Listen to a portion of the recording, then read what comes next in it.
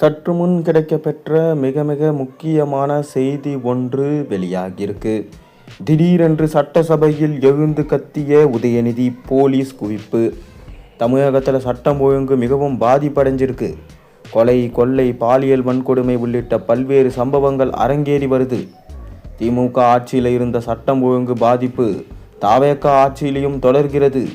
கோவையில் போதை கும்பல் குறித்து புகார் அளித்த கல்லூரி மாணவர் படுகொலை செய்யப்பட்ட சம்பவம் பரபரப்பை ஏற்படுத்தியது. இந்நிலையில் மாணவன் கொலை குறித்து சட்டசபையில் எதிர்க்கட்சித் தலைவர் உதயநிதி ஸ்டாலின் கவன ஈர்ப்பு தீர்மானம் கொண்டு வந்தார்.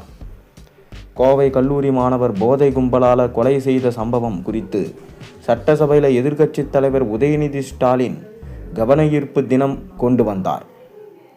அப்போது பேசிய உதயநிதி, தமிழகத்தில் கடந்த 3 நாட்களில் 4 கொடூர சம்பவம் நடந்திருக்கு. போதைப் பொருட்களை பறிமுதல் செய்து சம்பந்தப்பட்டவர்கள் மீது நடவடிக்கை எடுப்பது தான் காவல்துறையின் பணி. ஆனால் போதைப் பொருள் விற்பனை செய்தவர்களை அழைத்து புகார் சொல்லியவரின் விவரங்களை சொல்லியிருக்கிறாங்க. அந்த கோபத்தில் தான் கோவை கல்லூரி மாணவன் அமுதனை போதை கும்பல் அடித்து கொலை செய்ததா அவரின் பெற்றோர் ஊடகங்களில் பேட்டி அளிச்சிருக்காங்க என ஆவேசனமாக கத்தனாரு உதயநிதி ஸ்டாலின். இதனால் கொஞ்ச நேரம் சலசலப்பு ஏற்பட்டது. காவல்துறை ஏன் அலட்சியமாக நடந்து கொள்கிறது என்று இந்த அரசு விளக்கம் கொடுக்க வேண்டும். இனியும் இது போன்ற சம்பவங்கள் நடக்காமல் அரசு பார்த்து கொள்ள வேண்டும். மாணவர் அமுதனின் கொலைக்கு நிச்சயமாக நீதி கிடைக்க வேண்டும் என்று சொன்னார். அப்போது குறுக்கிட்ட சபாநாயகர் ஜேசிடி பிரபாகர், திங்கட்கிழமை இந்த கவன ஈர்ப்பு தீர்மானத்தை எடுத்துக்கொள்வதா சொல்லியிருக்காரு. இது போதுங்க, நடந்த சம்பவம் அனைத்தையும் சொல்லிட்டீங்க. திங்கட்கிழமை இதை பற்றி விரிவாக பேச அனுமதிக்கிறேன். நீங்கள் கொடுத்த தீர்மானத்தின்படி கோயம்புத்தூர் தனியார் கல்லூரியில் போதைப் பொருள் பயன்பாடு குறித்து புகார் அளித்த கள்ளக்குறிச்சியை சேர்ந்த அமுதன் என்பவரை கொடுமையாக தாக்கி கொலை செஞ்சிருக்கிறாங்க. மாணவருக்கு ஏற்பட்டிருக்கிற பதற்ற நிலை குறித்து கவன ஈர்ப்பு தீர்மானம் கொண்டு வர வேண்டும் என சொல்லியிருக்கிறீங்க. உங்கள் கவலைகளை சொல்லிட்டீங்க, நாங்கள் எடுத்துக்கொள்கிறோம். முழு விபரத்தை சேகரித்து அரசு அதில் பதிலளிக்கும். உங்கள் கவன ஈர்ப்பு தீர்மானத்துக்கு திங்கட்கிழமை பதில் வரும் என்று சொன்னார். இதற்கு திமுகவின் கடும் எதிர்ப்பு தெரிவித்தாங்க. உடனடியாக பதிலளிக்க வேண்டும் என கேட்டாங்க. அமைச்சர் ராஜ்மோகன் அளித்த பதிலில், கோவை மாவட்டம் இந்துஸ்தான் கல்லூரியில் 3ஆம் ஆண்டு கல்லூரி மாணவர்களிடையே ஏற்பட்ட மோதலால் சட்ட ஒழுங்கு பாதிப்பு ஏற்பட்டிருக்கு.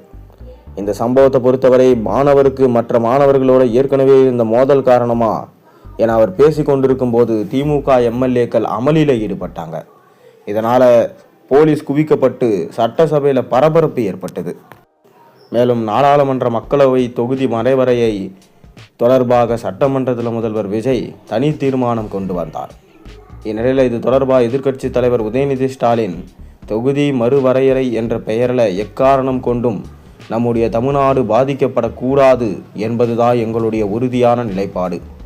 அது மட்டுமில்லாமல் தற்போதைய மக்கள் தொகை கணக்கெடுப்பின் அடிப்படையில் புதிதாக தொகுதி மறுவரையை கொண்டு வந்தால் அது எவ்வளவு பெரிய ஆபத்தாக அமையும் என்பதை இந்தியாவுக்கே முதலாக சொன்ன இயக்கம் திராவிட முன்னேற்றக் கழகம் மு.க. ஸ்டாலினும் தான். இந்த விஷயத்தில் திமுக அரசு எடுத்த பல்வேறு நடவடிக்கைகளை இங்கே பேசிய அமைச்சர்கள் உள்ளிட்ட பலரும் பதிவு செஞ்சிருக்கிறாங்க. இருந்தாலும் நான் சில நடவடிக்கைகள் இங்கே பதிவு செய்ய விரும்புகிறேன். தொகுதி மறுவரையை என்ற பெயரில் தமிழ்நாட்டுடைய எம்பிகளின் எண்ணிக்கையை குறைக்க அனுமதிக்க மாட்டோம்.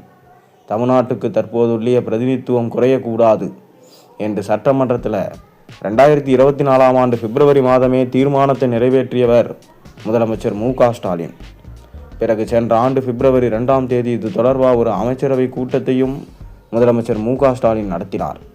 அந்த கூட்டத்தில் எடுக்கப்பட்ட முடிவின் அடிப்படையில் சென்ற ஆண்டு மார்ச் 5ஆம் தேதி மு.க. ஸ்டாலின் தலைமையில் அனைத்து கட்சி கூட்டமும் கூட்டப்பட்டது.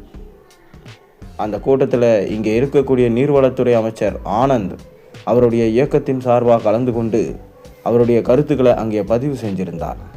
அதன் பிறகு மார்ச் 7ஆம் தேதி தொகுதி மறுவரை நடவடிக்கைகள் ஆபத்தை விலக்கி தென் மாநிலத்தின் உட்பட 7 மாநில முதலமைச்சர்களும் அந்தந்த மாநிலங்களை சேர்ந்த முக்கியமான அரசியல் கட்சி தலைவர்கள் அனைவரும் மு.க. ஸ்டாலின் விளக்கமாக ஒரு கடிதத்தையும் எழுதியிருந்தார். பின்பு மார்ச் 22ஆம் தேதி தொகுதி மறுவரை என்ற தலைப்பில் 5 மாநில முதலமைச்சர்கள் மற்றும் இந்தியாவினுடைய மிக முக்கியமான 10க்கும் அதிகமான கட்சிகளை சேர்ந்த முக்கிய தலைவர்களை கொண்டு ஒரு கூட்டு செயல் கூட்டத்தில் மு.க. ஸ்டாலின் சென்னையில் நடத்தினார். அந்த கூட்டத்தில் இந்த தொகுதி மறுவரையின் பாதிப்புகளை நான் தான் விளக்க காட்சியை கொடுத்தேன். 2026 ஆண்டு மக்கள் தொகை அடிப்படையில் எம்பி தொகுதிகளை நிர்ணயித்தா தென் மாநிலங்களுடைய எம்பி தொகுதிகளின் எண்ணிக்கை குறைஞ்சிடும். அதே நேரம் மக்கள் தொகையை கட்டுப்படுத்தாத வட மாநிலத்தில் அவர்களுடைய எம்பி தொகுதிகள் அதிகரிச்சிடும். எனவே தொகுதி மறுவரை திட்டமான இந்த தொகுதி மறுவரை செயல்முறையை அடுத்த 25 ஆண்டுகளுக்கு நடத்தக்கூடாது, நிறுத்தி வைக்கிறார். 1971 மக்கள் தொகை கணக்கெடுப்பின்படியே மக்களவை தொகுதியை தொடர வேண்டும் என்று அந்த விளக்க காட்சியில் நான் விளக்கமாக சொன்னேன். அதுவே அந்த கூட்டு செயல் கூட்டத்தில் முக்கிய முடிவாக எடுக்கப்பட்டது. அதையடுத்து அந்த கூட்டத்தில் எடுக்கப்பட்ட முடிவை அப்போதைய முதலமைச்சர் மு.க. ஸ்டாலின் மார்ச் 24ஆம் தேதி இதே சட்டமன்றத்தில் விளக்கி கூறினார். இந்த ஆண்டு ஏப்ரல் 16ஆம் தேதி அந்த மசோதாவினுடைய நகலை தமிழ்நாடு எங்கும் எரித்து எங்களுடைய எதிர்ப்பை நாங்கள் வெளிப்படுத்தினோம். அப்போது முதலமைச்சராக இருந்த மு.க. ஸ்டாலின் அந்த போராட்டத்தில் கலந்து கொண்டு தொகுதி மறுவரை மசோதாவை எரித்தார். அந்த மசோதா தோற்கடிக்கப்பட்டதை இந்த தீர்மானத்தில் இந்த அரசு குறிப்பிட்டிருக்கு. அந்த மசோதாவுக்கு திமுக காட்டிய எதிர்ப்பு தான் நாடாளுமன்றத்தில் தோற்கடிக்கப்பட்டதற்கான காரணம் என தெரிவிச்சிருக்கிறார். மேலும் உதயநிதி ஸ்டாலின் அவர்கள் தமிழக வெற்றிக் கழகத்தின் முக்கிய நிர்வாகியாகவும் அமைச்சருமான ஆதவர்ஜுனாவும் எதிர்க்கட்சியான திமுகவின் மூத்த தலைவர்கள் மற்றும் சட்டமன்ற உறுப்பினர்களும் பேரவையில் விவாதம் நடந்து கொண்டிருக்கும் போதே தங்களுக்குள்ள மிகவும் நெருக்கமாவதாகவும் நட்புடனும் உரையாடி கொண்ட காட்சிகள் திமுக தலைமைக்குள்ள பெரும் அதிர்வலைகளை உருவாயிருக்கு. வெளியே அரசியல் மேடைகளிலும் பொதுவெளிகளிலும் திமுகவுக்கு எதிராக மிக கடுமையான விமர்சனங்களை முன்வச்சு திமுகவை வேறறுப்போம் என்ற நோக்கில் தீவிர காய் நகர்த்தல்களை மேற்கொண்டு வரும் ஆதவர்ஜுனாவோட திமுகவின் மூத்த நிர்வாகிகள் சிலர் அவை நடவடிக்கைகளின் போதே இவ்வளவு இயல்பாக சிரித்து பேசி அரட்டை அடிப்பது அக்கட்சியின் உயர்மட்ட தலைமையை குறிப்பாக எதிர்க்கட்சி தலைவர் உதயநிதி ஸ்டாலினை கடுமையாக அதிருப்தி அடைய செஞ்சிருக்கு. தமிழக அரசியலில் தற்போதைய சூழலில் திமுகவிற்கும் தமிழக வெற்றி கழகத்திற்கும் இடையே நேரடி போட்டி நிலவு வருது. குறிப்பாக இளைஞர்களை கவர்வதில் சமூக ஊடக பிரச்சாரங்களிலும் உதயநிதி ஸ்டாலினுக்கும் ஆதவர்ஜுனாவுக்கும் இடையிலான மோதல் போக்கு நாளுக்கு நாள் தீவிரமடைஞ்சிட்டு வருது. ஆதவர்ஜுனா தொடர்ந்து திமுகவின் கொள்கைகள், ஆட்சி நிர்வாகம் மற்றும் குடும்ப அரசியல் குறித்து கடுமையாக குற்றம் சுமத்திட்டு வரார். இத்தகைய சூழலில் சட்டமன்ற விவாதங்கள போது இருதரப்பு கொள்கை ரீதியான மோதி கொள்வாங்க என்று அனைவரும் எதிர்பார்த்தாங்க. பொதுவாக மாற்று முகாமில் இருக்கும் தலைவர்களிடம் தனிப்பட்ட முறையில் நலம் விசாரிப்பது வேறு. ஆனால் சட்டமன்றத்தில் நேரடி விவாதம் நடைபெற்று கொண்டிருக்கும் போதே எதிர்த்தரப்பு தலைவரோடு இணக்கமாக பேசுவது சாதாரண விஷயமாக சொல்லப்படல. திமுக உள்ள பெரிய விவாத பொருளாக உருவெடுத்திருக்கு.